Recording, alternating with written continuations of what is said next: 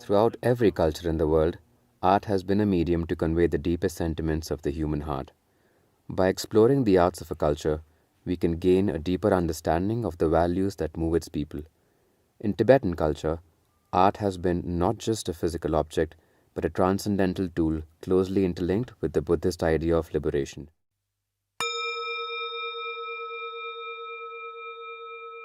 So deeply has Buddhism permeated the minds of the Tibetan people that their faith is reflected in every art form, from the auspicious symbols used to decorate traditional architecture and furniture to the complex depiction of the deities in statues and thangkas. Tibetan artistic techniques have been passed down in an unbroken continuity from master to the student for many centuries.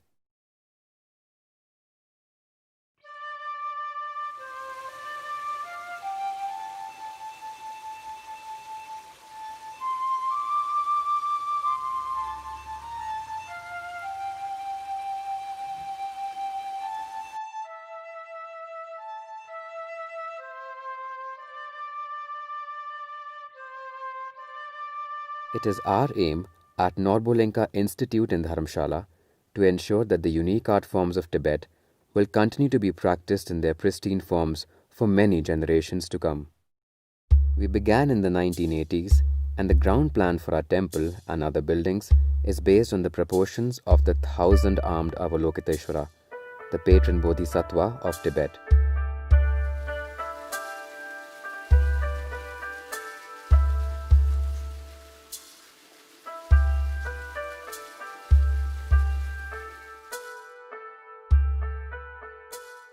Over the years, we have trained hundreds of students in the traditional arts, reinvigorating an entire generation of artists and raising the standards by which objects of religious arts are made.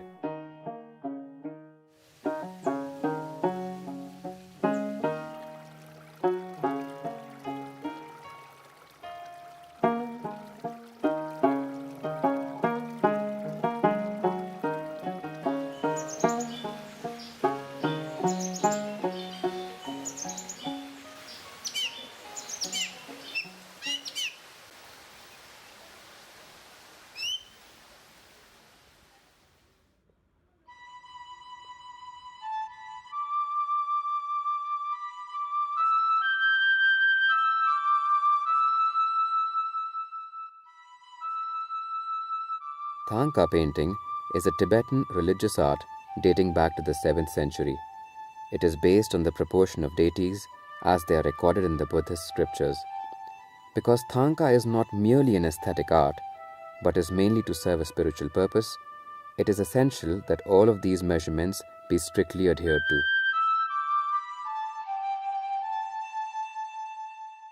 Usually, the proportions of the deities originated from the visions of great masters at the moments of realization and are thus considered sacred.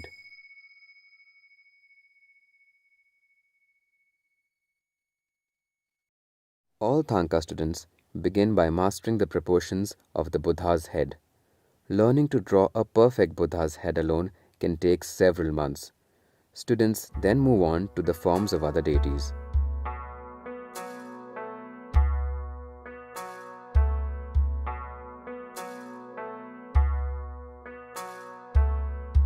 The colors for all the various deities are also specified by the scriptures. The highest quality Thangkas use mineral pigment for color. Stones and minerals are crushed and mixed with water.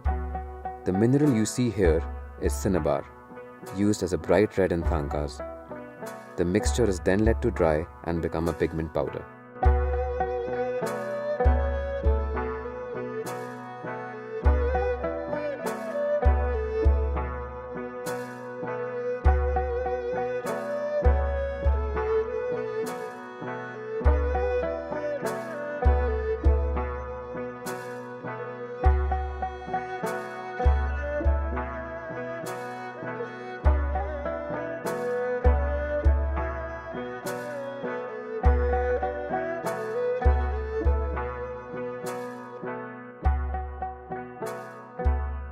create a traditional canvas, a cotton cloth is tied to a wooden frame. It is then stitched to the frame, ensuring it will remain in place. Once the stitching is finished, the canvas is tightened, creating an even tautness across the entire surface.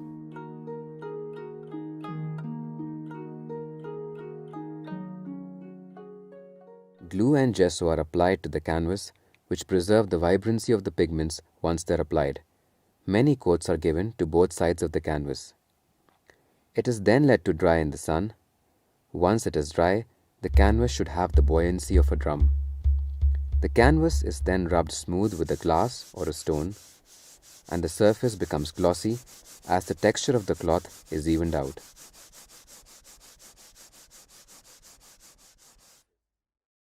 Artists first use the pencil to sketch the iconographic grids onto the canvas. Using these grids as guidelines, they then fill in the forms of the deities. Once the entire image is drawn in pencil, it is outlined in black. Shading of the landscapes in the thankas is applied using a dry brush technique requiring thousands of individual strokes.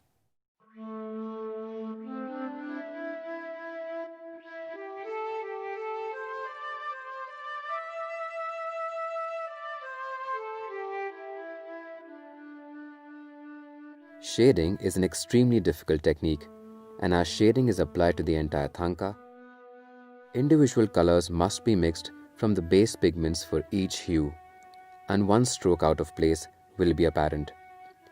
It is said that in the creation of one flower alone, a master thanka artist will apply 100 shadings. The apprenticeship of a thanka artist at Norbulingka lasts for 6 years. The first 3 years are devoted to dedicated study, while in the final 3 years, apprentices join our studios and practice on actual thankas under the close instructions of the master.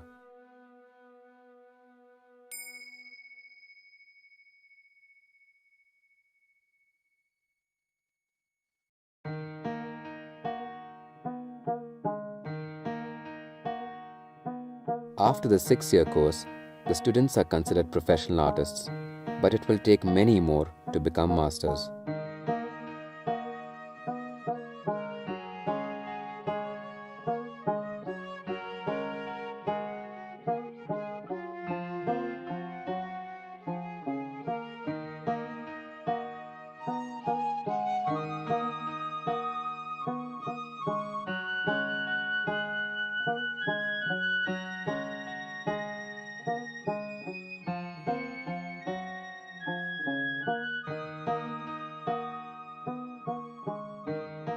Once the thanka is completed, a silk brocade border is created to match the size and color of the thanka in the traditional bell shape. Wooden dowels are then added to the top and bottom for convenient hanging.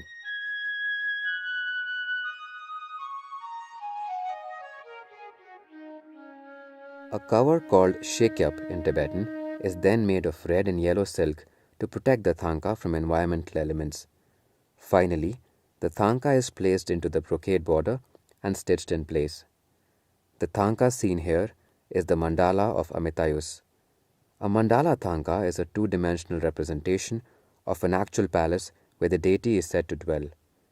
Once the thanka is consecrated, it is ready to be used in serious meditational practice.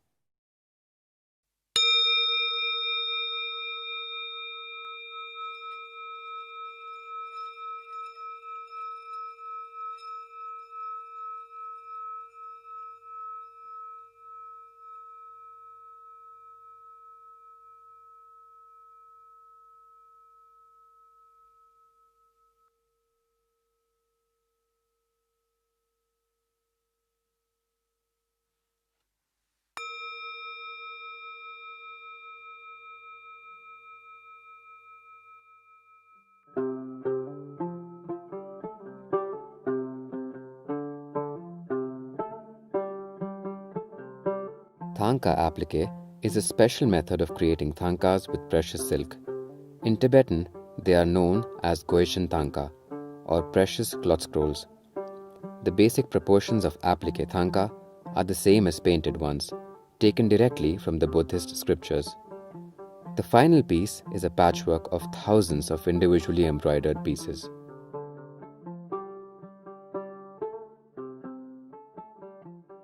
When making an applique thangka, a stencil of the deity is created on translucent paper, following Buddhist iconographic grids. Using a needle, small holes are then perforated around the outline of the image. For each individual piece to be embroidered, chalk powder is rubbed over the stencil to transfer the design onto the fabric.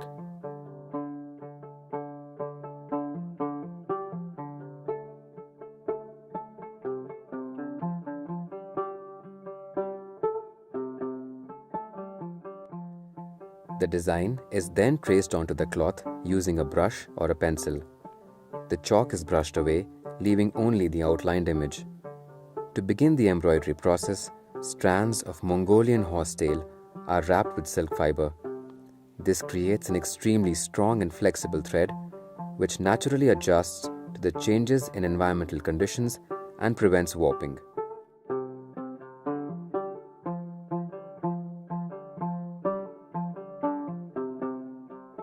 This cord, created from silk-wrapped horsetail, is then stitched around the border of each piece, creating a bold outline.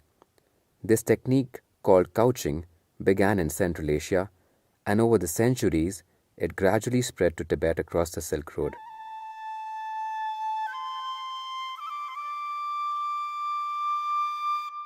Just like a collage made out of fabric, each piece is then cut out and finished individually.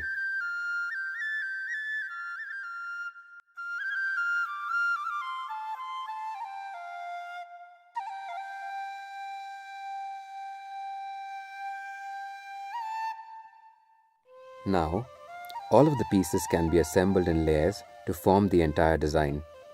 Constructed of thousands of hand-cut and embroidered pieces of silk and brocade, these elaborate creations require many months of work. Just as in thangka paintings, the color of each piece is explicitly specified by the scriptures. Art tailors expertly sew the pieces together along the outlines so that not a single stitch is visible.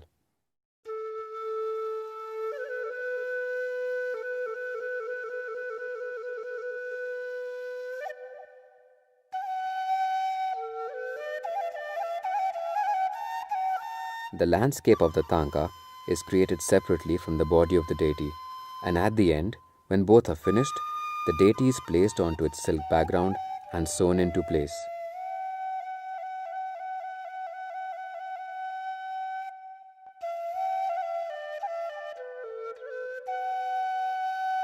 The final result is a spectacular and vibrant patchwork design, a true tribute to the spirit of Buddhist art.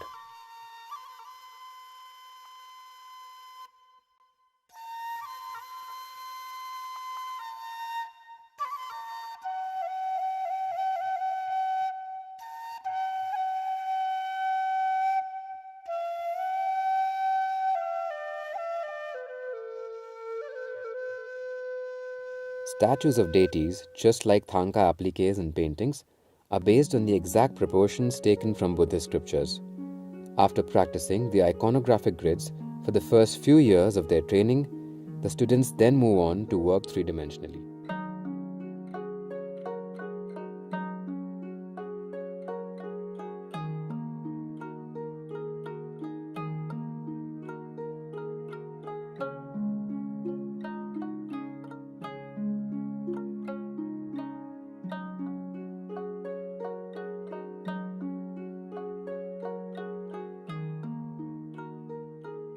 Using a variety of hammers and chisels, the piece is worked on from both sides, with complementary techniques known as repousse and chasing.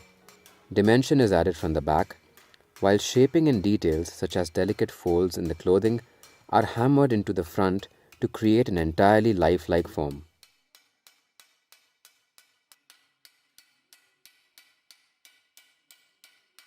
The back and front of all body parts are created separately, and once the facets are complete, the proportions are rechecked and can be soldered together.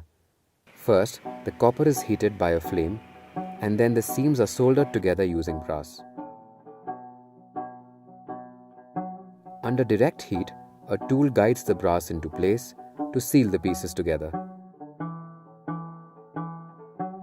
The statue is then cooled in a bath of diluted sulfuric acid to restore the original reddish glow.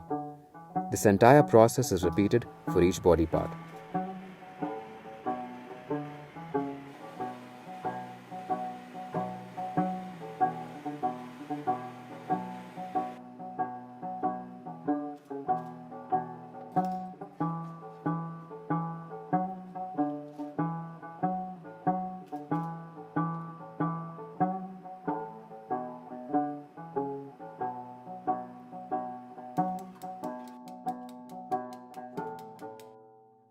Natural resin is melted into the hollow space to provide support from behind as the statue is hammered from the front, ensuring that it does not dent in ways which the artist does not intend.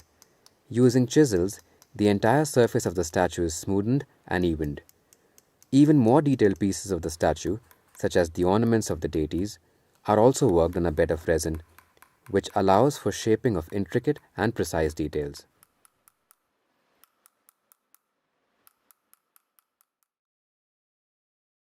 The copper is then polished to a shine. Finally, the pieces can be assembled. They are constructed with such precision that they fit together as seamlessly as a jigsaw puzzle.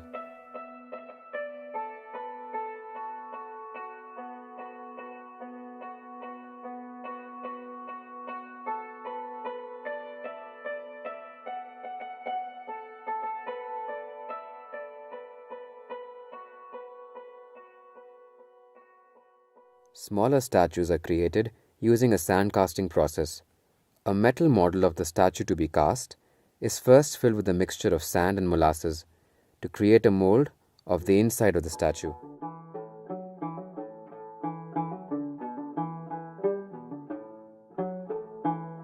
At the same time, a mold is created for the outside of the statue by pressing the metal model into a base of sand and molasses.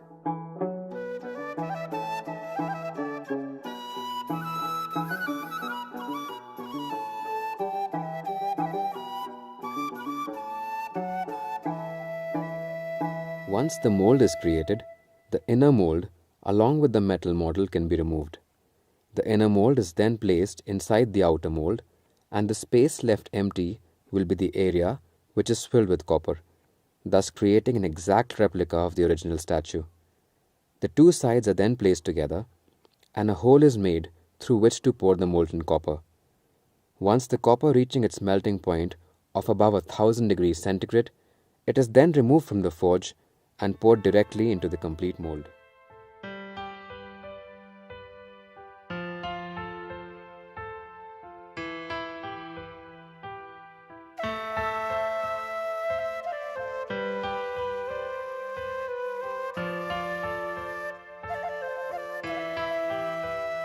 After the metal has solidified, the mold is removed and the burnt sand can be easily hammered off.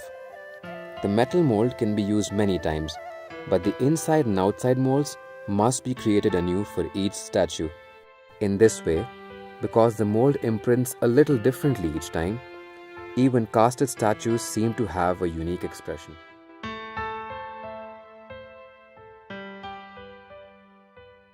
While the main part of the body is cast as one piece, smaller parts such as the arms and ornaments are cast separately. After casting, the entire statue is carefully filed and smoothened with chisels. The individual parts are then ready to be assembled.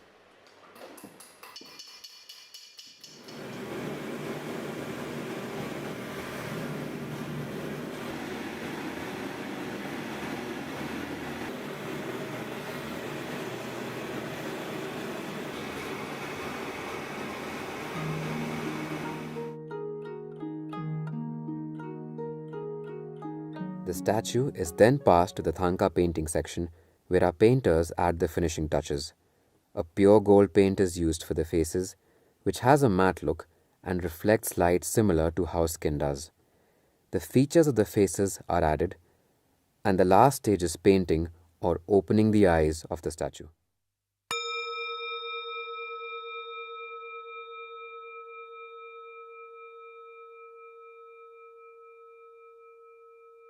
Precious and semi-precious gems are added as ornaments.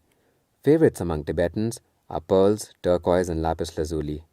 Now, the statue is ready to be consecrated, a special ritual whereby the spirit of the deity is called into the statue, so that it may bestow its blessings.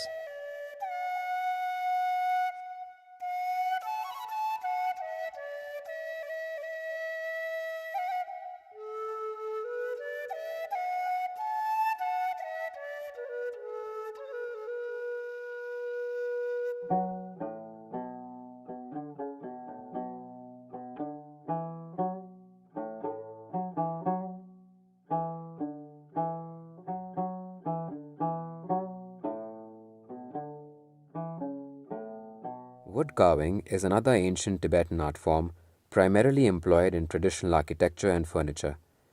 Beginning wood carving, students first master a vast range of designs, starting with the 8 auspicious symbols. Wood carvers also learn to make and care for all of their own chisels, which they will keep with them throughout their lives.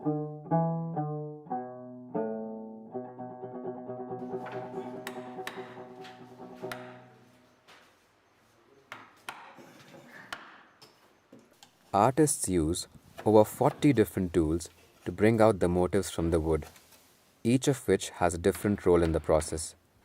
To begin, they use a mallet and a flat chisel to create an outline of the design. With the fret saw, they then cut out the negative spaces in the image.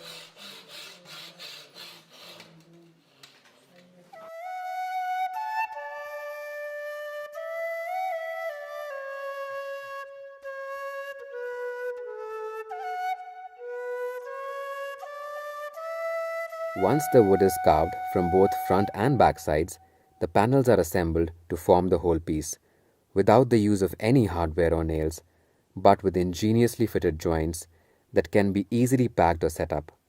This type of portable furniture is well adapted to the traditionally nomadic Tibetan lifestyle, where families would have to move frequently to follow their herds.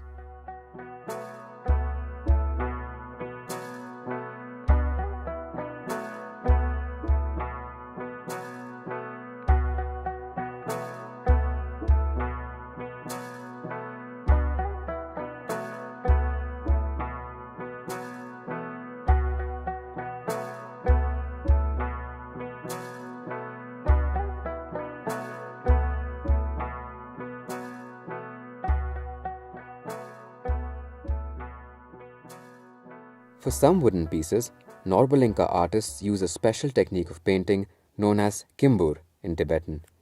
This traditional relief painting is commonly found decorating the walls of temples as well as on furniture and household accessories.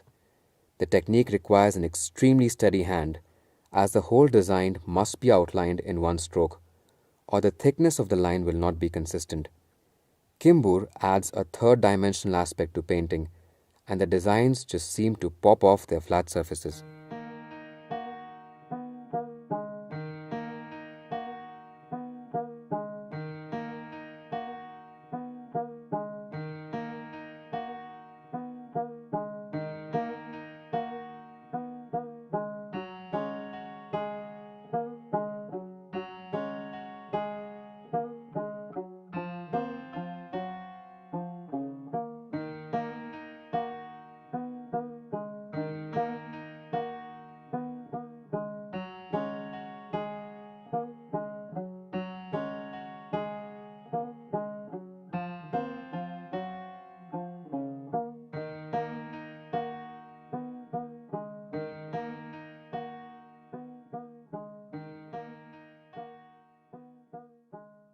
Norbulingka also takes inspiration from Tibetan motifs to create a range of clothing, accessories, and household furnishings, updated for a modern lifestyle. We strive to create products of the highest quality, and each piece is handmade with care.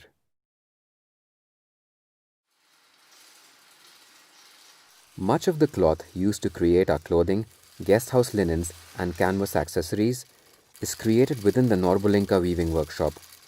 Using primarily shuttle flow looms, we create a fine variety of custom woven blends, sourced from the Indian fiber states of Assam, West Bengal, Bihar, and Madhya Pradesh.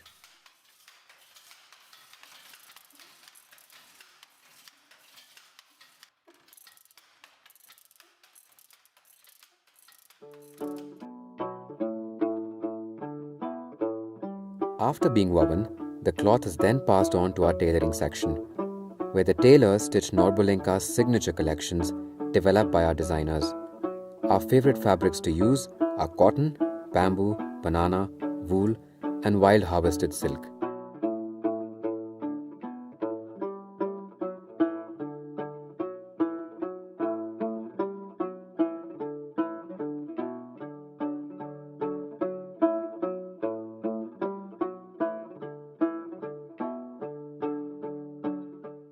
In our art shop, located within the institute, one can find all of the products created in the Norbulinka workshops.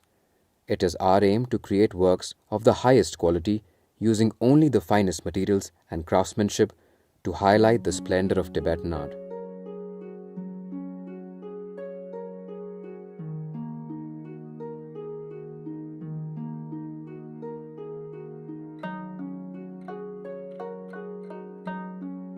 By strictly adhering to the methods by which sacred artworks are made, we wish to create pieces worthy of being objects of support in the spiritual path of individuals. Thankas and statues are used as a focal point for prayers and offerings. Practitioners also use them to develop a clear mental image of the deities, which aids them in advanced meditational practices.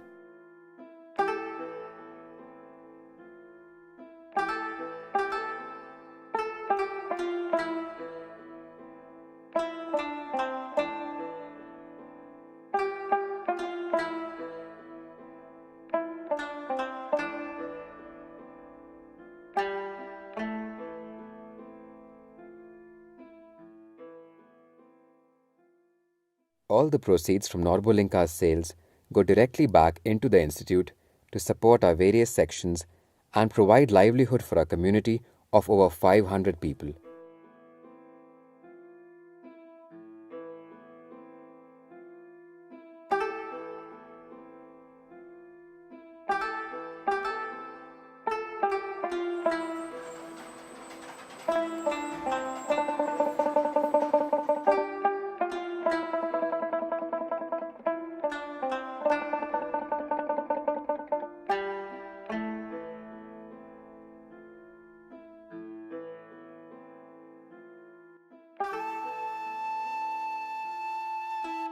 Each year, Norbulinka welcomes thousands of visitors from around the world, inviting them to learn more about Tibetan arts and their unique expression in religion and culture.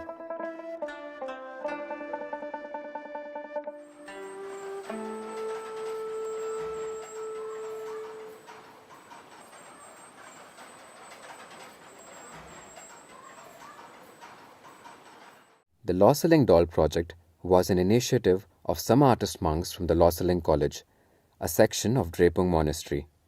The idea was to create replicas of people from all walks of life as a way to display and preserve the knowledge of the traditional costumes of Tibet.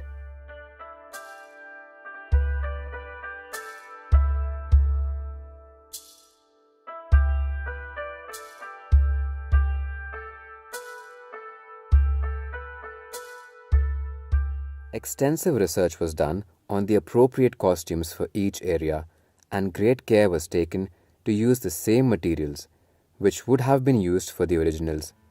The result is both an ethnographic record and a work of art.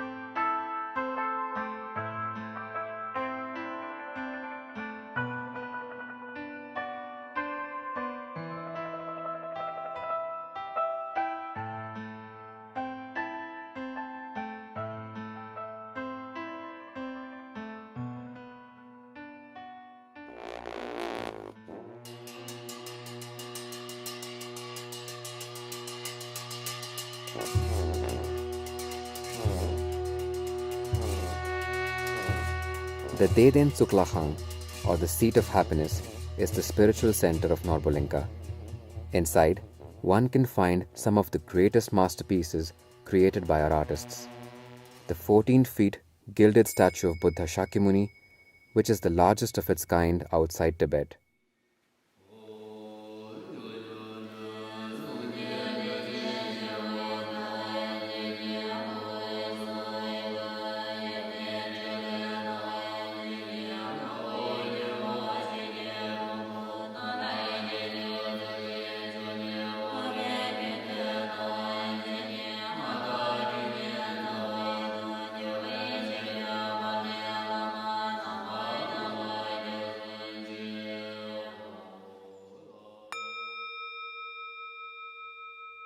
Our largest Thangka applique, over 30 feet tall, also hangs in the temple, depicting the Buddha and his 16 main disciples.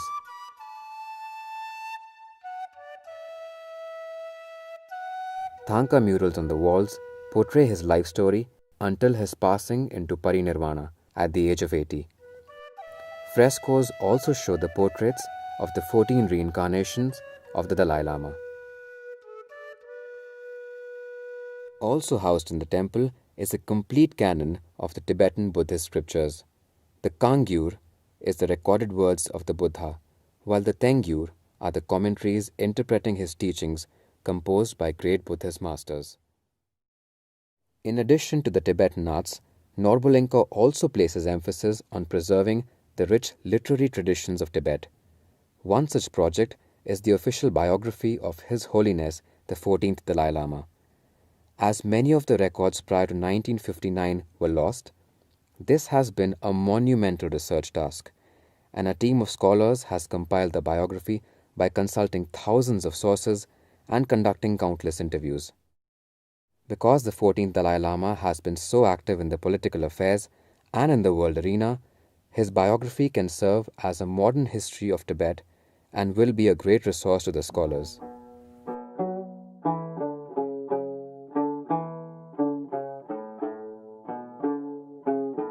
Another project is the compilation of an encyclopedia of the Tibetan culture.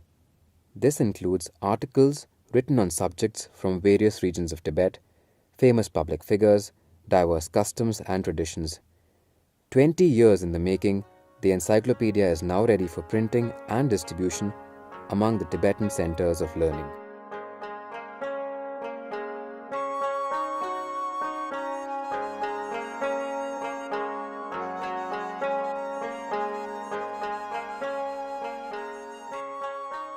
We recognize that any endeavor to preserve a culture must include education as a main component. It is crucial to instill in younger generations a sense of pride in their cultural identity. The Academy of Tibetan Culture provides a fully funded 3-year course to 20 young scholars.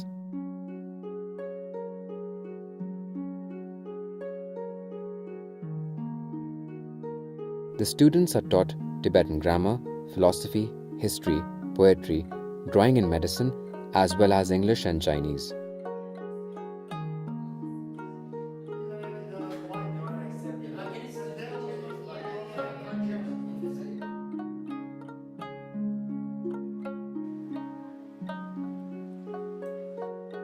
After completing the course, students contribute as conscientious members of the society, working as researchers, editors, teachers, and writers. Many of them join Norbulingka after their graduation, becoming an integral part of our community.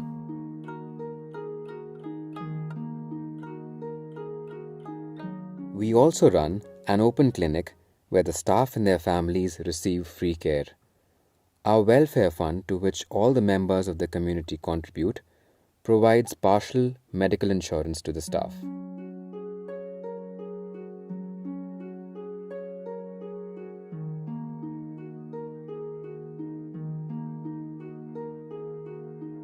Norbulingka offers daycare and kindergarten free of cost to all the children of our staff.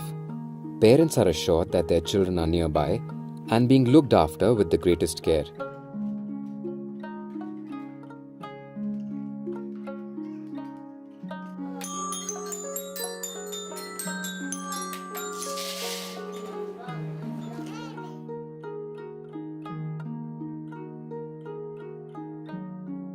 Older children are taught according to the Montessori method, which encourages kids to explore the world on their own, learning through experiences.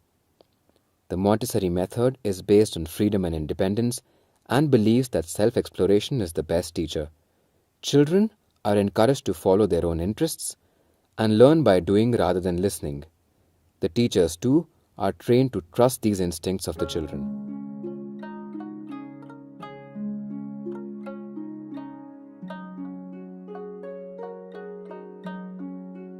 Tibetans have adopted many of the traditional Montessori materials to their own culture and language. Today, there are close to 87 children nurtured by a loving staff of 17. Growing up together, our kids provide a bond for the entire Norbulingka community and help bring us closer. Providing early childhood education in Tibetan plays a large role in preserving the culture, as kids are taught traditional wisdom and values from an early age.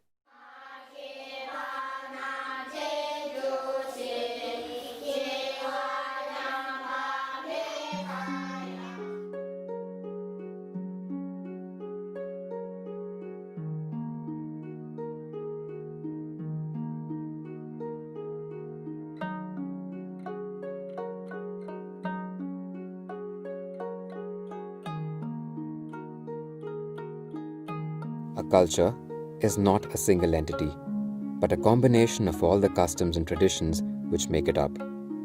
It is our hope at Norbulingka to be able to preserve these traditions so that they are available to the future generations, and the profound wisdom which bloomed in the Tibetan culture may continue to benefit the world.